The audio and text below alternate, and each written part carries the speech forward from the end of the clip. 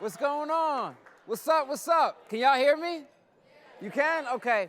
What's going on? What's up, y'all? How y'all feeling? Good. That's what's up. I heard this side of the room is more lit than this side. Is that true? That's what's up. Well, look, I'm actually, they asked me to speak to you guys, but I'm actually really proud of you. So before I start, I just want to give y'all a round of applause for being dope.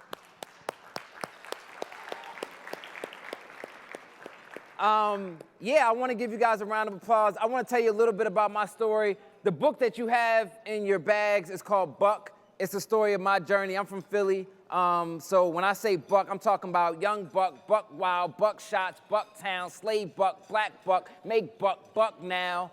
I'm talking about all of the things that made me who I am today, my journey, coming up through Philly, coming up through the system. I'm a professor now. I'm a filmmaker. I'm an author. I'm an MC. And so, you know, Philadelphia and education has been a big part of my journey. My book is about miseducation, re-education, street education, self-education, the difference between school and education. Did anybody know there might be a difference between school and education? What's the difference?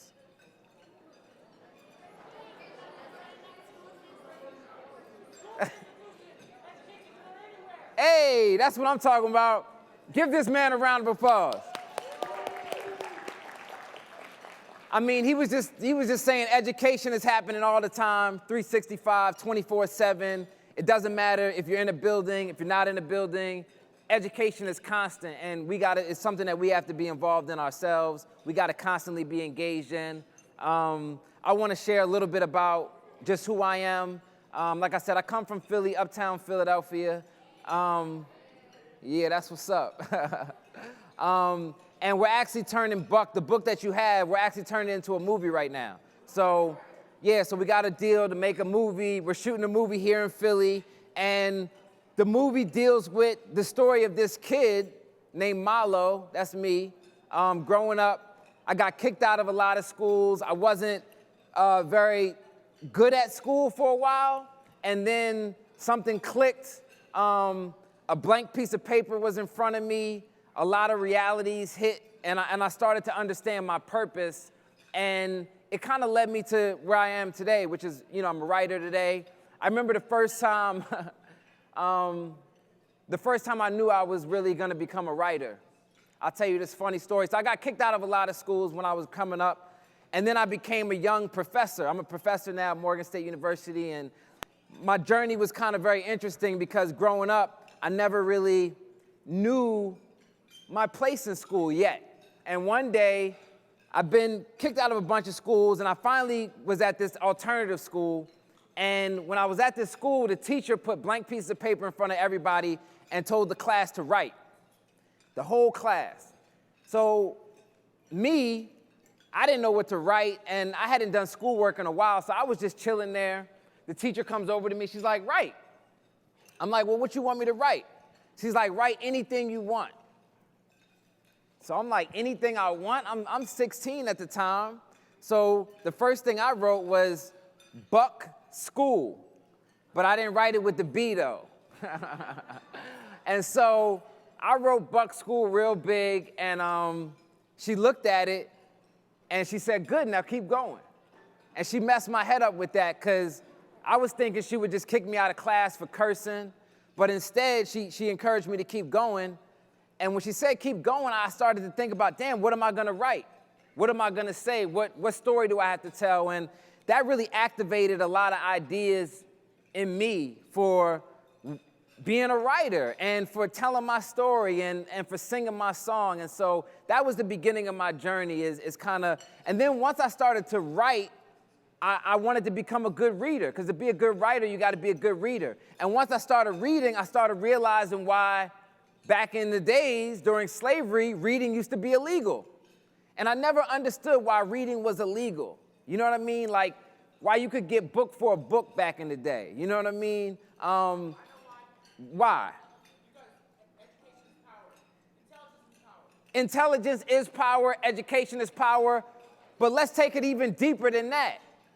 words, right? We think in words, we sub-vocalize. So if you limit someone's vocabulary, you're not just limiting their vocabulary, what else are you limiting? Their thoughts, exactly. So for me, being a good reader, a good writer, literacy became connected to my liberation. That's how I was gonna get free, right? And so that inspired me, influenced me. I started to take 2 sets of notes in school. What is taking 2 sets of notes? Well, it's when you find yourself feeling as if you've touched the ground and the ceiling in schools that don't engage in healing. Nah, them schools just open the wounds and entrap me in rooms where I am consumed by hypocrisy. But hold up. Them schools didn't tell me that some of the Greek philosophers' philosophies wasn't their own philosophies, and the statues on campus be watching me. Washington, Jefferson, Williams clocking me as if to say my time's up. But I don't run laps on tracks. Nah, I run laps around the scholars of tomorrow because their new schools of thought are merely our histories borrowed. And they label me militant and black national radical. Yo, they tried to put my learning process on sabbatical. But I don't apologize. I spit truth into those eyes that have been infected by those lies. Then they try to get me to see they point of view from a cat that look like me, but he don't walk like me, talk like me, or act like me. And homie started running when I asked if he was black like me. Mastering their thoughts and forgetting our own, and you wonder why we always feel alone. From the media to academia, hanging brothers like coats. That's why in they schools, shit, I gotta take 2 sets of notes.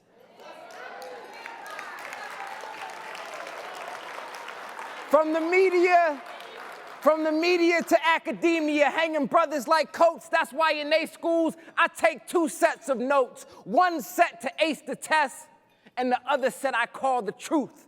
And when I find historical contradictions, I use that first set as proof that black youth's minds are being polluted, convoluted, diluted, not culturally rooted in anything except the Western massacre. That's why most of us, when I was in school, we were scared of Africa. We viewed our mother's land through the eyes of racists like David Hume and Immanuel Kant, not knowing Immanuel Kant tell me anything about a land he's never seen, a land rich with history, beautiful kings and queens. But they had me believe otherwise. The history I was taught was built on high-rise lies. They didn't teach me that the pyramids were completed before Greece and Rome were conceptualized. Then they tried to claim the Egyptians' race was a mystery, and I used to believe them until I went to Egypt myself and read Herodotus, book 2 of the histories. Can it be any clearer? Black students, brown students, all students, look in the mirror. You are a reflection of divinity. Don't let them fool you with selective memory. Walk high, listen to the elders who spoke. Students, Aspen, always take 2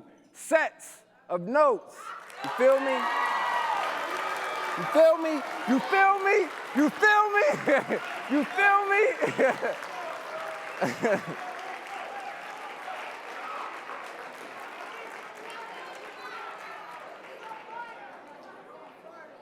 Hey, I appreciate y'all. I appreciate y'all. I came right over here today. Like I said, I'm proud of all of you. When I look out here and I look into your faces, you know, I see myself. And it's not only because I'm wearing one of these too, you know what I'm saying? But I see myself in you. I came over today, I drove from, my nephew had a basketball game and they won. So give it up for my nephew Nasir. I went to his basketball game. He's a point forward. He did his thing. I'm really proud of him. He's doing good in school. He's a stand-up guy academically, athletically. I'm really proud of him in the same way that, like I said, I see you guys, and I'm proud of him. And I brought him here today, and I wanted him to hear this message. I wanted him to see what you guys are doing. And again, like I said, I'm from Philadelphia, had a real difficult childhood, which I talk about in Buck, but was able to convert that into, you know, what I'm doing now, which is, you know, like I said, professor, filmmaker, writer, and Buck is a story about Philly. It's about everybody finding their purpose in life, you know, and pursuing it relentlessly. Once you find that thing, you know, my mantra, I'll tell you my mantra and where it comes from. I was in jail once, right? I wasn't locked up myself, but I was working with some brothers that were in jail, right? And I was doing a writing workshop with these dudes, and when I was doing the writing workshop, there was this one writer in particular. He was doing like 15 years in jail, but he was my age. He was doing 15 years, and he was like the best writer I'd ever met. And I've been on campuses from Harvard to Yale to any school in the world, right? I've been over 40 countries. And this was the best writer I've ever been around. The brother was just exceptional on all levels. And when I was done with the writing workshop, I was allowed to actually see where the prisoners spent the bulk of their days and nights. So I went to his cell block. And when I went to his cell block, his name was Jordan. When I went to Jordan's cell block, I noticed immediately that his cell block was different than everybody else's cell block. So I did a double take, because I was trying to figure out what was different. So then I did a triple take, 3 times, quadruple. What's it called if you do it 5 times? That's the one, yep, just like that, yep. I did that 5 times, and on the 5th time, I finally saw what was different about his cell. And I got heated. His cell didn't have a bed in it. Here was this brother, the most gifted writer I'd ever met, and here they are dehumanizing him, taking his bed away. So I got pissed off. I'm like, yo, you want me to go holler at the warden, you know what I mean? Whatever, I don't know what I'm gonna do, but I was about to raise hell because I was pissed off. Again, dehumanizing this dude, right? So he looks at me and he starts laughing, like giggling. I'm like, what you giggling about? So he goes underneath his bunk and he says, man, I got a mattress. And he shows me this little flimsy mattress. He says, I just don't sleep on it. I said, well, damn, man, what you sleep on? He said, I sleep on the wall. I sleep against the floor. I sleep against the bars, anything, but not on that bed. So now I'm confused. I'm like, why you got beef with the bed? You know what I mean? Don't even, what's up? Like, what did the bed do to you, dog? Like, I don't get it. And his eyes filled with intensity. And he got close to me and he said, MK, I don't sleep on that bed because I can't trust comfort in a place like this. He said, comfort in a place like this numbs you to the reality of where you really are and why. So for him, sleeping on the floor, sleeping against the wall, reminded him in that raspy voice of reality where he really was and why. And I started thinking to myself, that's us. No matter what you're doing, no matter where you are, don't get too comfortable. Push yourself further, push yourself harder. Don't get too comfortable. And so I use that energy to create my mantra in life, in art, which is, if you make an observation, you have an obligation. If you make an observation, you have an obligation. Observation. Observation. Observation. It's real simple, but it's actually, when you think about it, I mean, if we all did that, it would change the world so dramatically. You know what I mean? You make an observation instead of just observing something. You know, so many of the things that I've done, so Buck is my 4th book, and I'm working on my 4th movie now, and all of these projects that I've done have come out of observation obligation. The observation, you guys know Maya Angelou, right? Dr. Maya Angelou?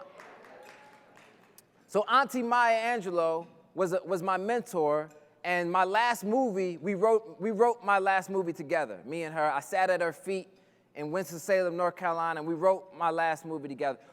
So this observation obligation thing, Dr. Angelou, her whole life embodied that, right? And what I mean by that is, the observation is, you know, I might say something like this.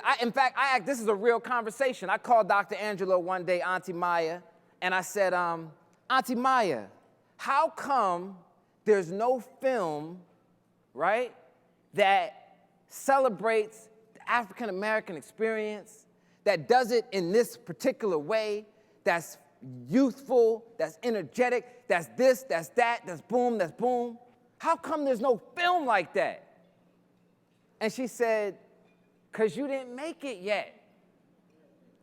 And it was like a light bulb, you know? And everything I've ever asked myself in terms of these creative projects, how come there's no book that talks about a boy from Philly, a lost boy who wants to find himself but doesn't know where to look, who wants to tell a story but doesn't know where to begin or end, who searches anyway and discovers something about himself, about the world? How come there's no book like that about a kid from uptown Philly who makes it out, right, and who inspires other young people around? How come there's no book like that? Because you didn't write it yet. You right now are probably thinking to yourself about a story, about a business, about an organization, about an idea, something, right? Because I'm feeling a lot of brain energy right now. And are you guys thinking about, so you all have these observations, and you're thinking, how come there's no fill in the blank, right? How come there's no organization that da-da-da-da-da? How come there's no company that da-da-da-da? How come there's no book or film or building that, because you didn't make it yet, you didn't create it yet, you didn't do it yet. So it's on you, right? It's on all of us. And so that's what obligation means to me. And part of your education, I saw somebody here was from the Frere School. That's what's up. And you know, your school is named after, you know, great philosopher Paulo Freire from Brazil, who wrote a book called Pedagogy of the Oppressed, right? And what's that? And in that book, he says the purpose of education is either one of two things. You either are maintaining the status quo or you're transforming it, right? And we know the status quo is everything that the sister just talked about in the poem, 2016. That was a great poem, by the way. Give her another. Where's she at? And then we had the violin. Let's get a violin some.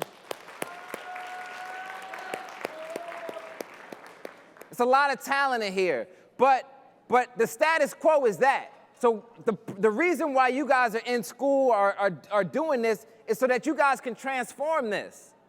You know, you were born into an unjust world, but you don't have to grow old in it. And so when I look at you guys, I think about all those ideas. I'm also thinking about dessert, because I'm seeing the plates go around. And is that dessert or is that still? Hey, nephew, hold a cookie for me, okay? My nephew got me.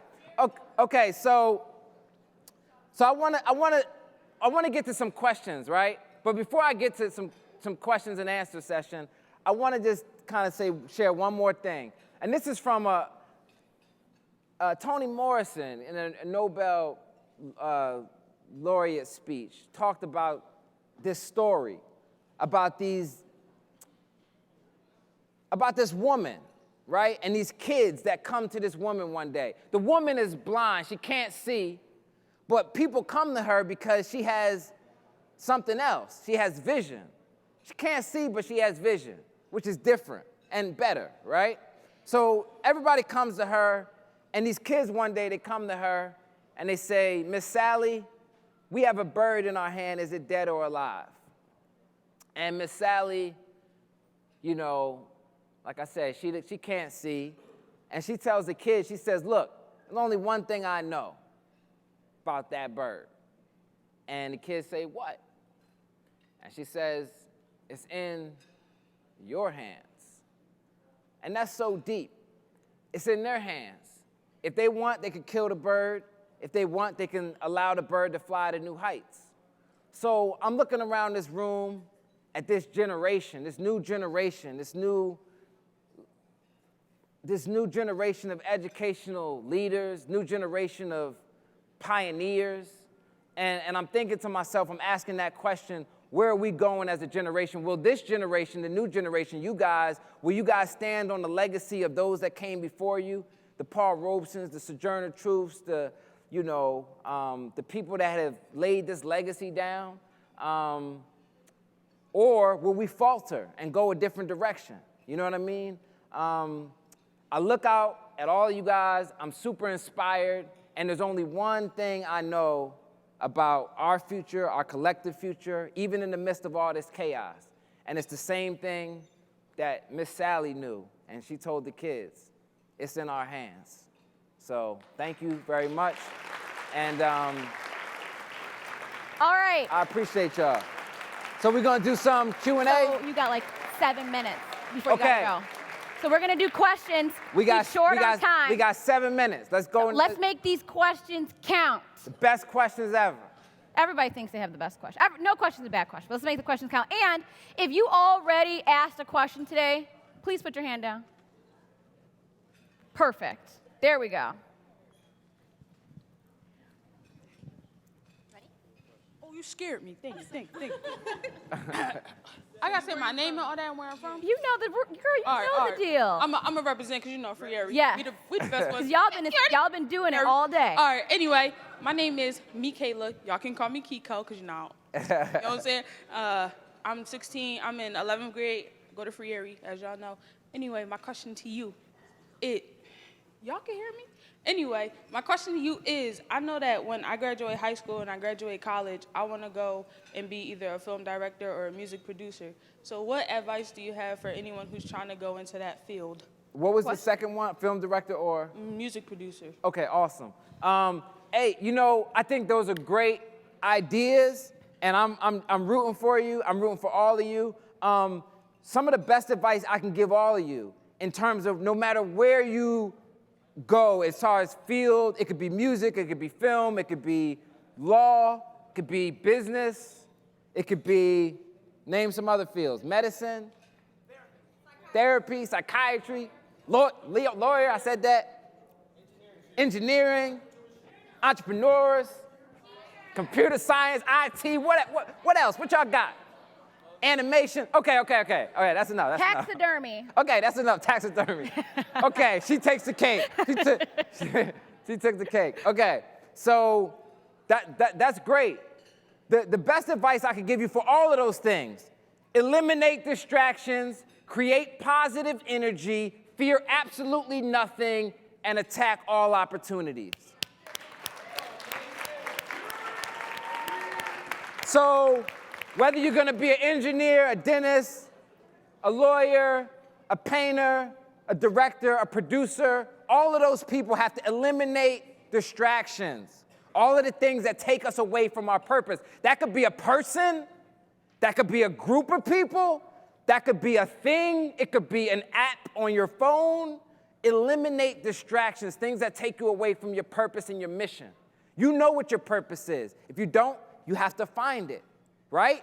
Once you know what that is, whatever takes you away from that, eliminate that. Cut it out. It's easy. Then create positive energy. Surround yourself around people that are going to encourage you.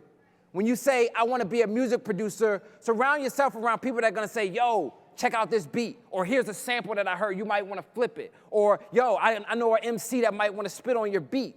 Or you want to direct, here's a script. Surround yourself around people that are going to encourage you, positive energy, right? Fear absolutely nothing. Maya Angelou told me, you are a human being, therefore nothing human is alien to you. You belong everywhere. Don't ever feel like you don't belong somewhere or you're scared about something. No, you're a human being. You belong everywhere. This all comes from you. You're a part of all of this. So embrace it. Fear nothing. And then any opportunity that you have, attack that joint. You know what I mean? All right, we have time okay, for what else? one more, maybe two. So if you already asked the question, please put your, we have one from a teacher, so we have to do that. Y'all support us. Let's give the teachers a round of applause. Definitely.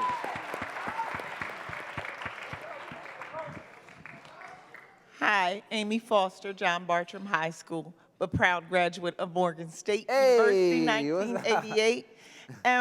What suggestions or advice can you give any of the students here that are considering an HBCU?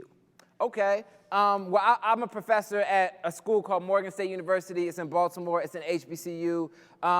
You know, I love the tradition there. I actually just took my son to a basketball game in North Carolina. I took him to see North Carolina Central versus North Carolina A&T over the weekend. And the game was lit. It was very lit. Yeah, it was very lit. But, you know, and I'm not even talking about the game, just the whole atmosphere, like the energy of it, right? You know, I think at HBCUs, you definitely, first of all, it's not like they're a monolith, right? There's a lot of different HBCUs, so just like anything else, there's so many different ones to choose from, and they all have their own character and their own, you know, history. I think the thing about an HBCU that I've noticed, teaching at a historically black college and university, what I've noticed is you get this sense of family that you don't necessarily get at a bigger school. You get this sense of that people are invested in you as almost like family members, and it's kind of deep. And that kind of goes back historically to why HBCUs were created in the first place, and kind of like the service aspect of those schools. So I think that exists there. I don't think that's the only place you can get it from, but I think I've definitely felt that at an HBCU. There's definitely different, I mean, when it comes to like halftime shows and that stuff, it's definitely way more entertaining as well. But I think, you know, just like anything else, you gotta kind of weigh the options. Look at all the different ones, look at what matters to you. But for me, what I've noticed is, like I said, the family aspect, the familial aspect of the university. You know, so yeah.